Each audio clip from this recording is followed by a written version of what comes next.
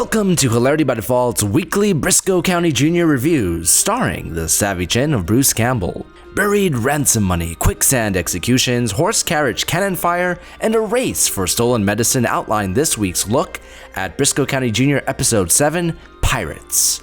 Briscoe, Bowler, and Socrates confront a scalawag crew of marauders, terrorizing defenseless towns and settlers, while aiding a timid father seeking redemption in the eyes of his wife and his ailing son. So let's set the table real quick. Up until this point, Kyle and I have agreed on almost every single BRISCO County episode within half a comet head. Is this going to be the evening that Kyle and I finally disagree in an episode? BRISCO County Pirates is, in many ways, from some ends, one of the more beloved episodes of the series, and from other points of view, not so much. Big concept on a low budget. I'm very, very curious to see, what did you think of Pirates, Kyle? I'm going to put this as succinctly as I can. The concept is very interesting. What happens when you take a sea dog of a pirate and put him in a situation where he's forced away from his life at the sea, where he's pulled in to be a landlubber for an extended period of time and falls in with the likes of the Bly gang? What you have there, sir, is a pirate who does battle with BRISCO County Jr. Unfortunately, I think it's a better accent than he has in this episode. Well, you got to give him a little credit there, Demosthenes. He's been amongst them landlubbers for far longer than I are. No, can we not do that anymore, please? So, but why is the rum gone? You're bringing this upon yourself, mate. I really, my situation has not improved. No, no, man. But no, honestly, I loved the idea. Oh, he's displaced from his vessel because reasons and got in with Bly to try to get his shiz back together. Love it. But the execution, not so much. I think that this episode is trying to do way too much in a single episode.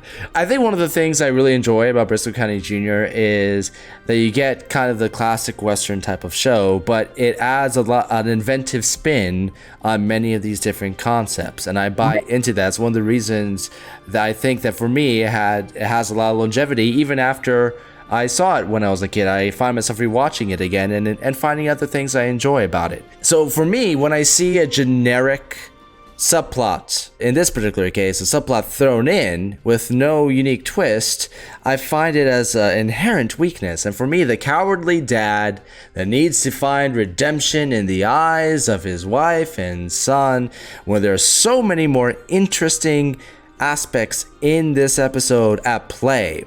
And the biggest aspect that I really enjoy is that this is a true test of friendship, primarily between Briscoe and Bowler, but then even surprisingly, Socrates. I find that far more interesting, along with the entire land pirate concept. Give me this plot so you can try to create a fake ticking clock because of the boys' menace. And you could have worked that in better, but it just didn't work for me. That entire subplot just fell flat for me. Well, the medicine plot has been done before, obviously in other places, and I would even argue that plot is proven that it could have worked here. How do I know that? One of the episodes of Firefly did it, and it kicked ass. That being said, doing too much is a good way to put it, and I felt like the medicine plot was unorganized all over the place. And you mentioned testing Socrates' friendship with Briscoe and all this other stuff. First of all, let's be honest. The riverboat episode did a better job of doing that than this one could have even dreamed of. So that's an unfair advantage it has already at that, or disadvantage rather, it has at that point. And while I did like kind of the more than kind of, I'm gonna give it its due. The wagon cannon was pretty awesome. I got to tell you, I really liked that. And practically in all its forms, I really liked that. Well, here's the pushback I would give about the Socrates thing, right? In Riverboat, yes, that was an aspect, but in that particular case, it was Briscoe, who we've already established as a cowboy hero, going to help Socrates. Then he takes Socrates, this nebbish character, and he takes the initiative to go out. Now, this time he's learned. He didn't bring too much weight. This time he goes out and he actually has a what I could say, it's a bad plan, but he has a kind of a badass moment where he confronts Blackbeard Euclid. Where's BRISCO COUNTY JR? Safe.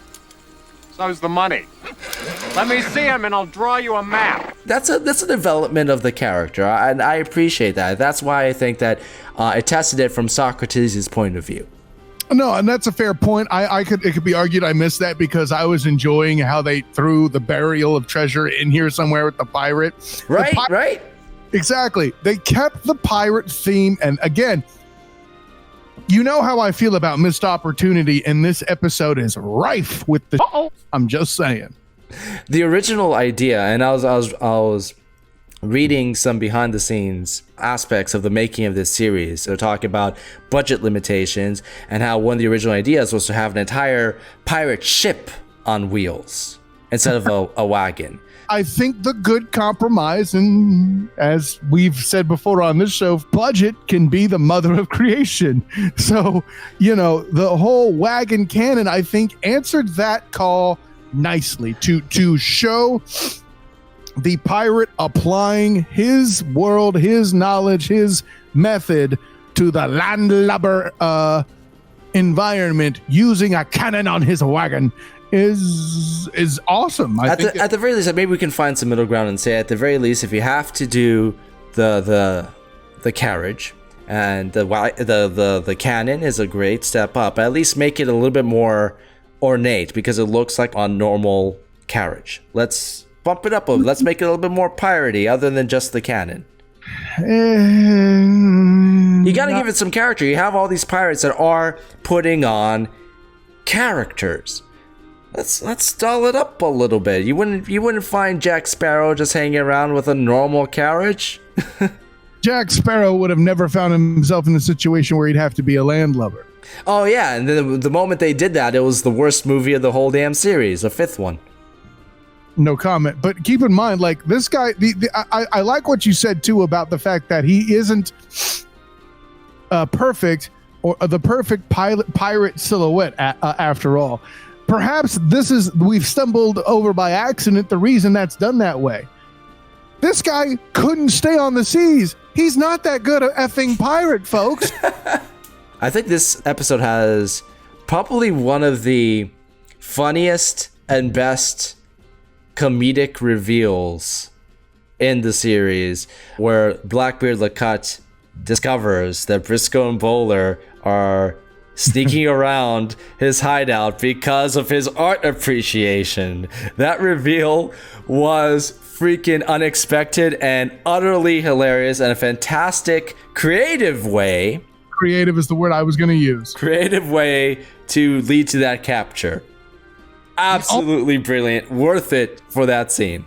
The only issue, and it is a minuscule nitpick, the only issue I have with it is they used painting as a gimmick once again. At least you could say, at least that was 7 episodes ago. That's right, bitches. 7 episodes ago. One of the things I appreciated very, very much about this episode specifically are it set the basis for a lot of great Briscoe Bowler exchanges. What do you mean? Ha! Oh yeah, no, I mean Bowler's in the episode that's worth a comment by itself. Not just that, but I mean it builds upon his character, it builds upon his friendship and his reluctance to form bonds. And I can't help but cheer the moment that he does show up at the bar fight and saves Briscoe when he grabs the gun, shoves it up in the air, and just starts laying out those punches. It is a fun moment. Despite some of the clunkiness of this episode, those moments made it watchable for me. I feel like if they had done what they had intended, we would have gotten a better story. But I could tell you up front, there's no way it would have done better than 3.5 or 4 comments, because a giant freaking rolling pirate ship would have turned me off. But I would have appreciated it better than a giant tank. At least it says for the time. The idea is for it to be out of the time. It's supposed to be dissonant. That's the whole but you're pressing it when you have a tank, when you don't even have automobiles yet. You're pressing it when you have the tank. I'm not buying this one, Chief. Well, agree to disagree on that one, because I don't want to focus on tank versus land pirate ship, because that would just be that debate would be more ridiculous than anything we could put in the episode. Yeah, that would take far longer. I mean, it's another one of those things where I would completely thrash you, but it's not worth. Oh, that's the way we're playing it. So while you're considering ways of thrashing me, tell me something else you liked about this episode. That was awesome. No, because I was about to say, and this was way too real of a segue, it would have been Bowler's torture scene. No, I mean, again, and I know I'm going to nitpick again, but not enough comment in this episode, obviously. We kind of touched on the man trying to prove himself to his family plot. I feel like that was something that I think like just a better performance could have gotten that back up on its feet. I'd hate to be this guy.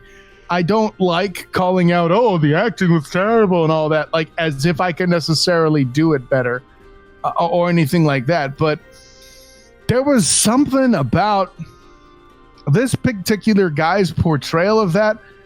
I didn't buy it. I felt like the way it was delivered, he made me feel like he was doing it more for his ego, rather than him actually caring about his family.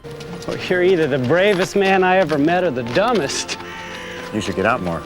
I could blame some of that on the fact that it's an underwritten subplot of this much bigger episode. If that was brought into as more of a focus, right, and took some turns that weren't 1010% predictable, because it plays out exactly like you'd expect, and exactly the way you would have seen it in other Western shows such as Bonanza and Rawhide. There's nothing. It's not bringing anything new to the table, especially in an episode that has so much creativity in it. The idea of land pirates, and even though I think that this scene, it's on my negatives, but I like the idea of it, the idea of quicksand being there in lieu of walking the plank. I thought that was a great idea. Bad execution. Well, you say bad how are you? It's a great execution, but a bad execution. I see what you did there, Demos. That was funny. No, a bad performance, so to speak, because I didn't want to get stuck in the execution confusion again.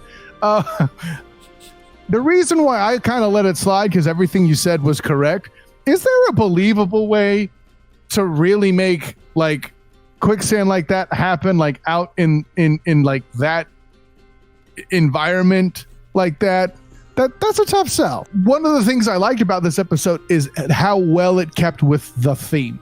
And you almost kind of feel like LeCut made that quicksand pit happen just so he could have somebody to walk a plank in, something to walk a plank into. You know what I'm saying? Mm-hmm. I agree with you 100%. I think that's a great concept. The biggest problem with this scene is that they escape and they're immediately recaptured, which makes the whole scene absolutely pointless. With one exception, it's used as setup for the ending.